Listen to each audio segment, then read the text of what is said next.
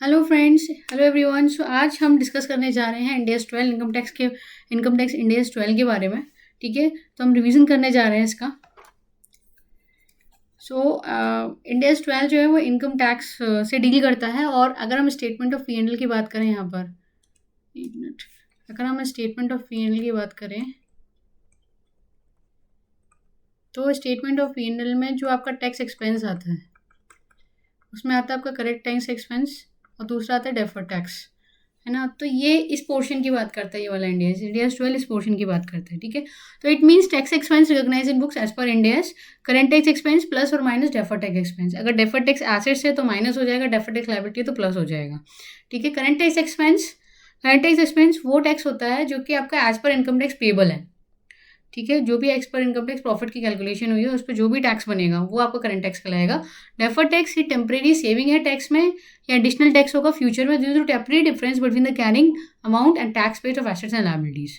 ठीक है, तो एसेट्स और लायबिलिटीज के कैरिंग अमाउंट की वजह से जो भी, और टैक्स बेस और कैरिंग अमाउंट दोनों में जो भी डिफरेंस आ रहा है उसकी वजह से जो आपको एडिशनल टैक्स देना पड़ेगा फ्यूचर में या सेव करोगे, ठीक है, तो वो डेफर्ड टैक्स एक्सपेंस कहलाएगा। हम आते हैं आगे। ठीक है, अब ये एग्जाम्पल दे रखा है हम लोगों को। A limited purchase PP costing 5000, depreciation charge at the rate 20% per annum on SLM basis in books. Depreciation is charge at the rate of 25% per annum on SLM basis in income tax. Profit before depreciation and tax for years 1 to 5 and 10,000 rupees. Tax rate 30% है। ठीक है, तो हमें क्या करना है इसमें, सबसे पहले तो हम लोगों को उसकी क्या निकालनी है कि प्रॉफिट कैसे कैलकुलेट होगा। ठीक है, तो प्रॉफिट कैसे कैलकुलेट होगा, तो क्या करेंगे हम इसमें फ्रेंड्स, हम प्रॉफिट की कैलकुलेशन निकालेंगे कि profit as per income tax कितना बनता है और एज पर बुक्स कितना बनता है। तो ये 10,000 आपकी पाँच पूरे उसमें हो जाएंगे, 2 3 4 5। ठीक है, ये हो जाएगा 10,000, ये हो जाएगा 10,000, ये हो जाएगा 10,000, ये हो जाएगा 10,000 और ये हो जाएगा 10,000। ठीक है, और फिर इस पर क्या हो जाएगा, आपका डेप्रिसिएशन लग जाएगी एज पर बुक्स। कितनी है, 20% की डेप्रिसिएशन है, तो कितना हो गया, 1,000 रुपये, 1,000 रुपये, 1,000 रुपये, 1,000 रुपये, 1,000 रुपये, पूरा ख़त्म, है ना। और फिर इस पर चार्ज हो जाएगा आपका क्या, टैक्स। तो 9,000 रुपये, 9,000 रुपये मल्टीप्लाई 30% टैक्स लगाओगे, कितना बचेगा, 2,700, है ना। ऐसे ही आप एज पर इनकम टैक्स निकालोगे। इनकम टैक्स क्या आ जाएगा, 25% है तो 1,250, 1,250, 1,250, और वो जो माइनस आएगा उस पर इनकम टैक्स बनेगा। तो अल्टीमेटली हम अगर देखें यहाँ पे नीचे, तो depreciation as per books calculate हो गया, as per income tax calculate हो गया है, और टैक्स पेमेंट निकाला है एज पर बुक्स, और टैक्स पेमेंट निकाला है एज पर इनकम टैक्स। ठीक है, तो आपका कितना बन रहा है, 2,625 बन रहा है। मतलब एक्चुअल में टैक्स एक्सपेंस है कितना, 2,625 रुपये, लेकिन बुक्स वाला इंडेक्स कह रहा है कि भैया हमारे अकॉर्डिंग 2,700 बन रहा है, आपके अकॉर्डिंग टैक्स में 2,625 बन रहा है, वो ठीक है, वो आप जानो, लेकिन हम तो 2,700 बुक करेंगे। तो इसके लिए क्या होता है, टैक्स एक्सपेंस तो 2,627, 2,625 बुक हो जाएगा, बाकी आपका 75 क्या बुक होगा, 75 जो दोनों का डिफरेंस है वो डेफर टैक्स में चला जाएगा, क्योंकि इंडेक्स तो अपने अकॉर्डिंग डिस्क्लोज करता है ना, तो इस वजह से, है ना। तो यहाँ पे अगर आप देखोगे ध्यान से, तो आप क्या कर रहे हो, यहाँ पे एक्स्ट्रा टैक्स सेव कर रहे हो, 75 का सेव कर रहे हो, 75 का सेव कर रहे हो, 75 का बुक्स के अकॉर्डिंग तो दे रहे हो, है ना, टैक्स और इनकम टैक्स को दे रही हो। लेकिन लास्ट में क्या हुआ, फिफ्थ ईयर में क्या हो गया कि भाई हमारी कैलकुलेशन हुई, ठीक है, 3,000 रुपये निकल रहा है, डेप्रिसिएशन तो खत्म हो गया, डेप्रिसिएशन कोई नहीं था, तो 3,000 रुपये निकल रहे हैं, है ना। और यहाँ पे कितना निकला है, 2,700, तो 600 रुपये ज़्यादा निकल रहा है। ये 300 रुपये जो हमने टैक्स सेव किए थे, जो हमें फ्यूचर में देने होंगे उसका है, ये 300 रुपये एडिशनल उसका है। ठीक है, तो इसी वजह से डेफर टैक्स बन रहा है। क्यों, क्योंकि डेफर टैक्स में क्या होता है, आपका मेथड अलग है, डेप्रिसिएशन के मेथड के अलग होने की वजह से टाइमिंग डिफरेंस हो रहा है। ठीक है, डेप्रिसिएशन ज़्यादा क्लेम करवा रहा है इनकम टैक्स वाला, और बुक्स के अकॉर्डिंग हम कम क्लेम करेंगे। तो ज़्यादा टाइम्स टैक्स क्लेम करा तो फ्यूचर में तो उस पर आपको टैक्स देना ही पड़ेगा ना, जो भी आप अभी क्लेम कर रहे हो फ्यूचर में, क्योंकि आप डिडक्शन क्लेम नहीं कर सकते। अब ये बुक्स ऑफ अकाउंट्स में 1,000 रुपये, तो 1,000 रुपये मेरे क्या हो जाएंगे, डिसअलाउ हो जाएंगे, तो मैं 1,000 रुपये पे क्लेम नहीं कर सकती डेप्रिसिएशन। तो जितना भी डेप्रिसिएशन दोनों का डिफरेंस आ रहा है, ठीक है, अमाउंट तो दोनों का सेम ही है। देखिए अगर डेप्रिसिएशन का अमाउंट देखें तो 2,700 दोनों का सेम ही डेप्रिसिएशन का अमाउंट है, सॉरी टैक्स का अमाउंट दोनों सेम है, बस टाइमिंग डिफरेंस का अंदर है, और कुछ डिफरेंस नहीं है। तो वही जो टाइमिंग डिफरेंस है उसी की वजह से आपका डेफर टैक्स क्रिएट होता है। तो एसेट्स डेफर टैक्स एसेट्स बनती है, लायबिलिटी बनती है। ठीक है, तो अगर हम हर साल देखेंगे तो भाई कितने का गैप है, 75 रुपीज़ का गैप है। ₹75 का गैप है, ₹75 का गैप है, ₹75 का गैप है, और ये कितना गैप है? ₹300 का। तो दोनों का अगर इसका मल्टीप्लाई 4 कर देंगे, 75, 75, 75, 75, 4 बार कर देंगे तो ₹300 आ जाएगा। ठीक है, ₹300 का टैक्स हमें बाद में देना पड़ रहा है। अभी तो हम सेव कर लेना है ₹75, लेकिन ₹300 में बाद में देना पड़ रहा है। ठीक है, अल्टीमेटली देना तो पड़ ही रहा है ना। तो वही होता है डेफर्ड टैक्स। डेफर्ड टैक्स की वजह से ये सब चीज़ें राइज होती हैं, क्योंकि मेथड अलग है, टाइमिंग अलग है। ठीक है, hence in year 1 to 4 actual tax to be paid 2625 per annum, but as per books it should be ₹2700 per annum. Hence 75 should be recognise in each year as a future tax liability. Deferred tax to meet the matching concept at the end of 5th year total deferred taxes 300 will be reversed. Okay, अब journal entry क्या बनेगी? To recognise current tax expense, current tax expense debit to provision for tax बन जाएगी।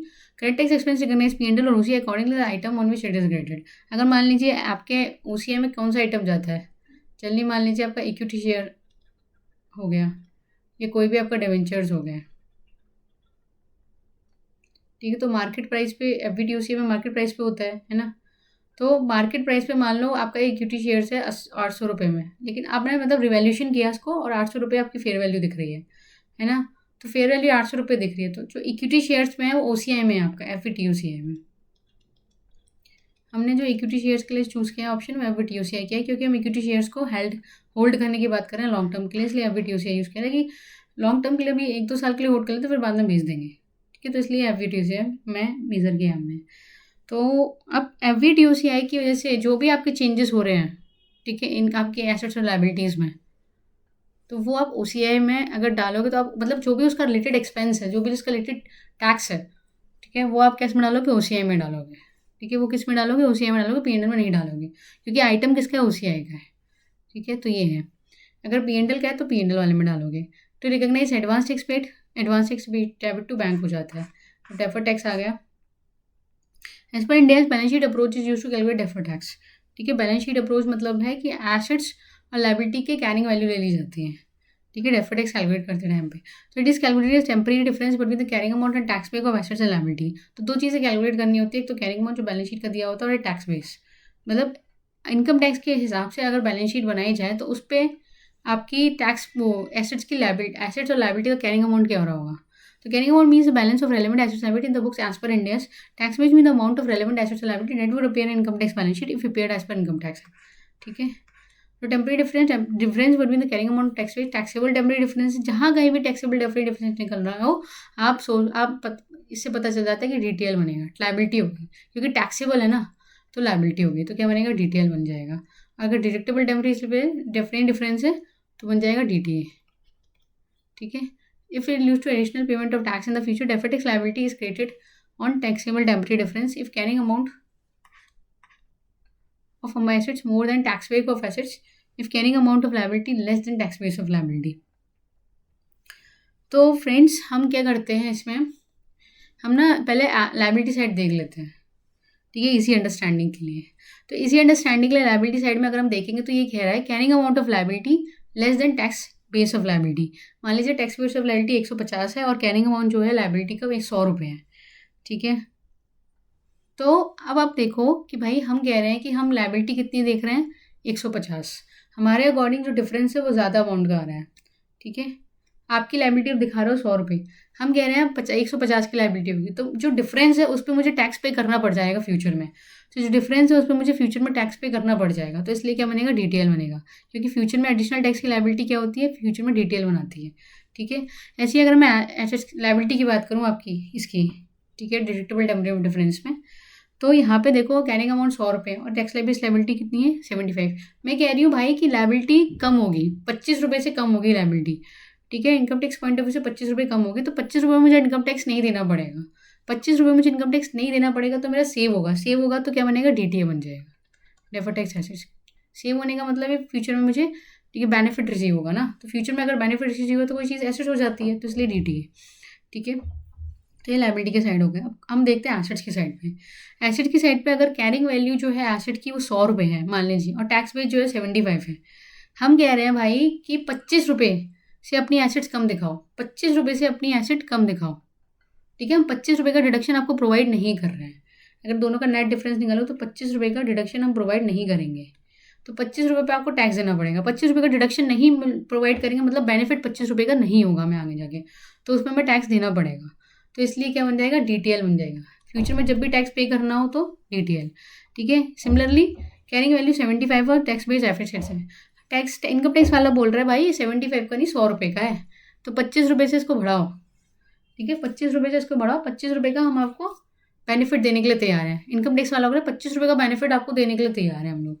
तो future में आप tax save करोगे तो DTA बन जाएगा, ठीक है। तो ये लॉजिक होता है इसका। सो 150 का मतलब है कि हमने P&L में टोटल एक्सपेंस इतना बुक करके लायबिलिटी बना दी है।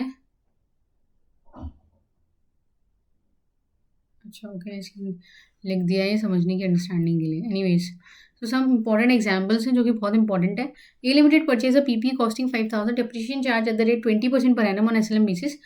इन books depreciation charge 25% SLM basis as per income tax, in tax rate 30% है, ठीक है। तो अब यहाँ पर क्या हम लोग बेस निकालेंगे। फर्स्ट ईयर में क्या होगा, फर्स्ट ईयर में इसकी कैरिंग वैल्यू निकालेंगे, कितनी निकलेगी बुक्स के अकॉर्डिंग। उसके अकॉर्डिंग निकलेगी आपकी 4000, और इनकम टैक्स के अकॉर्डिंग कितनी निकलेगी, 25% निकालो तो 3750, 3750। तो डिफरेंस कितना निकलेगा, 250, ठीक है। डिफरेंस कितना निकलेगा, 250। तो अब भाई हम कह रहे हैं कि बुक्स के अकॉर्डिंग तो 4000 की डिडक्शन दे रहे हैं, इनकम टैक्स वाला कह रहे हैं हम 3750 को देंगे, आपको 250 की तो देंगे ही नहीं। अगर आपको 250 की नहीं देंगे तो फ्यूचर में हमें क्या देंगे, उस पर टैक्स देना पड़ जाएगा, ठीक है। तो DTL बन जाएगा, है ना। 250 का कितना परसेंट DTL बन जाएगा आपका, 30%। इसका मतलब 75 रुपीज़ आपका DTL बन जाएगा, ठीक है। तो ये इसका आंसर है। यानी अमाउंट 4000 हो गया, tax base 3750, taxable temporary difference 250 हो गया, DTL विल बी गेटिंग 30%, तो DTL 75 रुपीज़ हो जाएगा, ठीक है। अब दूसरा क्वेश्चन आ गया हमारे पास। दूसरा क्वेश्चन क्या है, A is interest income receivable of 1000, income tax interest income taxable on cash basis, tax rate 30% है, ठीक है। आपके पास इंटरेस्ट इनकम वाला वो कह रहा है कि भाई ए लिमिटेड कह रहा है कि मेरे पास तो ये इंटरेस्ट इनकम रिसीवेबल दिखा रहा है, मेरा एसेट है, मेरी एसेट की कैरिंग वैल्यू क्या है, इंटरेस्ट रिसीवेबल की 1000 रुपये। लेकिन इनकम टैक्स वाला कह रहा है कि हम तो कैश बेसिस पे, जब से आपको इनकम रिसीव होगी इंटरेस्ट की, हम उसके बेसिस पे आपको इनकम टैक्स लगाएंगे। तो अभी के सिनेरियो में इसका मेरी एसेट्स क्या है, इसकी टैक्स बेस की 0 हो गई, क्योंकि ये कोई एसेट तो मानी नहीं है मैंने, है ना। तो कितना हो जाएगा, 1000 रुपये। आप खुद सोचो कि हम कह रहे हैं कि हमें फ्यूचर में इस पर टैक्स देना पड़ेगा, अभी आपको टैक्स देने की ज़रूरत नहीं है। तो फ्यूचर में जब हमारे को रिसीव होगा तब हम क्या टैक्स देंगे, तो DTL बनेगा, तो ये DTL बनेगा, है ना। कितना का DTL बनेगा, 1000 मल्टीप्लाई 30%, डिफरेंस आ गया ना 1000 का, तो 30% 300 रुपये बन जाएगा, ठीक है।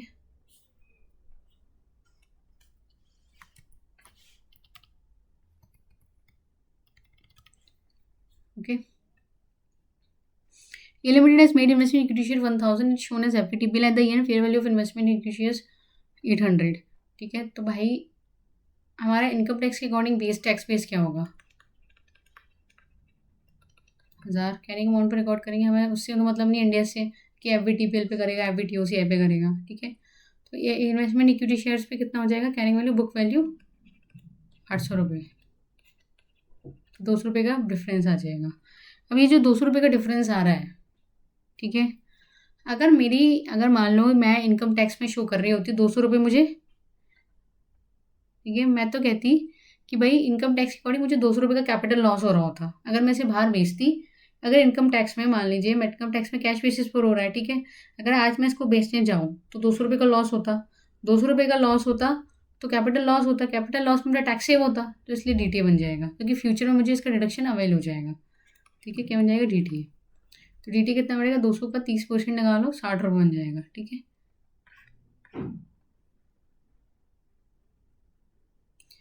A Limited has made a provision for division closure cost of 1000. Income tax closure cost is allowed only when it's actually paid. Tax rate 30% है। तो मेरा जो प्रोविज़न है, जो लाइबिलिटी खड़ी हुई है, वो कितनी सी है, 1000 रुपये से, लेकिन टैक्स बेस कितना है, टैक्स बेस 0 है, ठीक है। क्योंकि भाई मैं तो क्लोजर कॉस्ट तभी मानूंगी जब एक्चुअल पे होगा, तो लाइबिलिटी तो कुछ है ही नहीं मेरी, है ना। तो 1000 रुपीज़ हो गई, तो फ्यूचर में मेरे को डिडक्शन अवेल होगा, जो क्लोजर कॉस्ट का डिडक्शन है वो मुझे फ्यूचर में मिलेगा, तो फ्यूचर में टैक्स सेव करूँगी, तो DTA बन जाएगा, 1000 मल्टीप्लाई 30% 300 रुपये, ठीक है, DTA बन जाएगा। ऐसे A limited achieve income of 500 advance, क्या बन गया, प्रीपेड बन गया, मतलब एसेट आ गई। क्या हो गया, आपकी एसेट की सॉरी लाइबिलिटी हो गई है, क्योंकि ये सर्विस तो दी नहीं है आपने, सर्विस दी नहीं है, 500 रुपये पहले से ले लिया तो लाइबिलिटी हो गई। Income tax, income receive taxable cash basis, ठीक है, तो हमने उसी तुरंत की तुरंत उसी साल हमने रिकॉग्नाइज कर दिया और टैक्स पे कर दिया इसमें, है ना। तो हमारा लाइबिलिटी का बेस कितना था, 500, और टैक्स बेस कितना है, 0, ठीक है। तो ये फ्यूचर में हमें इनकम मिलेगी, लेकिन हमने तो अभी से टैक्स कर दिया। तो फ्यूचर में जब ये हमारा हम इसे इनकम रिकॉग्नाइज करेंगे तो इनकम टैक्स के अंदर कोई इनकम तो नहीं है, तो टैक्स तो देना ही नहीं पड़ेगा, तो टैक्स सेव होगा, तो डीटीए बन जाएगा, ठीक है। डीटीए बन जाएगा 500 इंटू 30%, 150 का डीटीए बन जाएगा, ठीक है। ये limited has taken a loan of 1000, transaction cost 200, income tax में transaction all for deduction payment date itself, tax rate 30%। भाई आप ये देखो कि आपकी कैरिंग वैल्यू क्या है, कैरिंग वैल्यू 200 रुपये, सॉरी 800 रुपये हो जाएगी, ठीक है। एफवीटीपीएल की होल्डिंग कैरिंग वैल्यू क्या हो जाएगी आपकी, ठीक है, कैरिंग वैल्यू कितनी हो जाएगी, 800 रुपये हो जाएगी। और हमारा टैक्स बेस कितना हो जाएगा, हम तो कॉस्ट पे रिकॉग्नाइज करते हैं इनकम टैक्स के अकॉर्डिंग, तो 1000 रुपये हो जाएगा, है ना। तो कितना फ़र्क आ जाएगा, 200 रुपये का आ जाएगा। अब आप ये देखो ध्यान से भाई कि 200 रुपये तो मेरे को डिडक्शन अभी अवेल कर लिया इनकम टैक्स के अकॉर्डिंग, फ्यूचर में मेरे को 200 रुपये पे, ठीक है, डिडक्शन अवेल नहीं होगा। 200 रुपये का जब मुझे डिडक्शन अवेल नहीं होगा तो मुझे टैक्स देना पड़ेगा, तो डीटीएल बन जाएगा, ठीक है। डीटीएल बन जाएगा 200 मल्टीप्लाई 30%, 60 रुपये का डीटीएल, ठीक है। तो ये हो जाएगा हमारा आंसर। अब आते हैं डीटीए और डीटीएल की कैलकुलेशन पे। तो क्लोजिंग बैलेंस डीटीए डीटीएल का वो बैलेंस शीट में अपेयर होगा, ठीक है। और temporary difference multiply tax rate करेंगे, ठीक है। Amount of detail to be recorded P N L और OCI in the current year, वो आइटम पे डिपेंड करता है। वो ओसीआई का आइटम है तो ओसीआई में टैक्स लगेगा, अगर पीएनएल का आइटम है पीएनएल में डिस्क्लोज होगा। क्लोजिंग मतलब details calculated of opening balance of DTA DTL, ठीक है। ये क्लोजिंग बैलेंस ऐसे आ जाता है, ठीक है। तो दोनों का डिफरेंस पीएनएल में रिकॉग्नाइज हो जाता है और क्लोजिंग बैलेंस बैलेंस शीट में आ जाता है, ठीक है। तो ये होता है।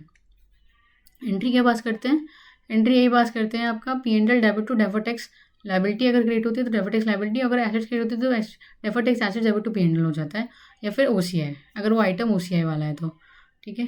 Deferred tax expense is recognised in P and L OCI accordingly the item on which it is created, details recognise नहीं है रिवर्स इन द फ्यूचर। अगर आप डीटीए तभी बनाओगे अगर इसका एक्सपेक्टेशन है कि फ्यूचर में आपको टैक्सेबल प्रॉफिट्स होंगे और आप इस पर सेविंग क्लेम कर सकते हो, ठीक है।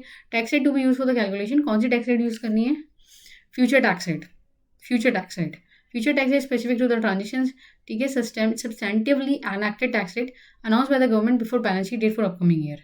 अगर बैलेंस शीट डेट से पहले की आपको अनाउंसमेंट हो गई है टैक्स रेट की तो वही वाली लोगे, अगर बैलेंस शीट डेट के बाद हुई तो वो वाली नहीं लोगे, ठीक है।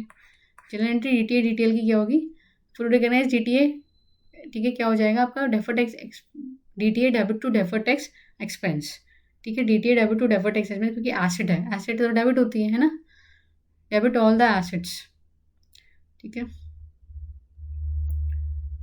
Debit what comes in, credit what goes out, ठीक है। तो recognise DTA debit deferred tax expense debit to deferred tax expense, reverse करोगे कैसे करोगे, अब ये डेफर्ड टैक्स एक्सपेंस क्या डाल रखा है, पी&एल या ओसीआई, ठीक है। ये डिपेंड करेगा, आपको अलग से दोनों का हेड बनाना पड़ेगा, एक पी&एल में जाए ओसीआई में आए। डीटीए को रिवर्स कैसे करोगे आप, डीटीए को रिवर्स करोगे deferred tax expense debit to deferred tax assets, ठीक है। पी&एल को ऐसी डिटेल को रिकॉग्नाइज करना है तो डेफर्ड टैक्स लायबिलिटी क्रेडिट हो जाएगी, और डेबिट क्या होगा, डेफर्ड टैक्स एक्सपेंस क्रेडिट होगा, डेबिट हो जाएगा। In the same way reverse के केस में दोनों का रिवर्स हो जाएगा, डिटेल डेबिट हो जाएगा और डेफर्ड टैक्स एक्सपेंसेस क्रेडिट हो जाएगा, ठीक है। अब ये है steps to solve the practical problem.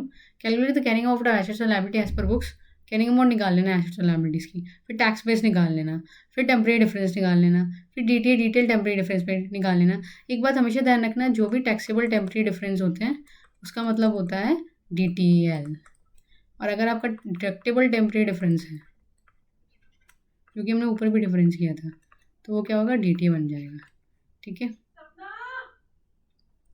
Amount of DTA, closing balance of DTA detail and amount of DTA to be recorded in P and L, ठीक है। क्लोजिंग बैलेंस आ जाएगा और डीटीए डिटेल जो भी पी&एल में रिकॉर्डेड है वो closing balance minus opening balance आ जाएगा, फिर आप जनरल एंट्री पास कर दोगे, ठीक है। अब ये स्पेशल केसेस आ गए हमारे पास कि क्या क्या केसेस होंगे, ये क्या क्या केसेस होंगे।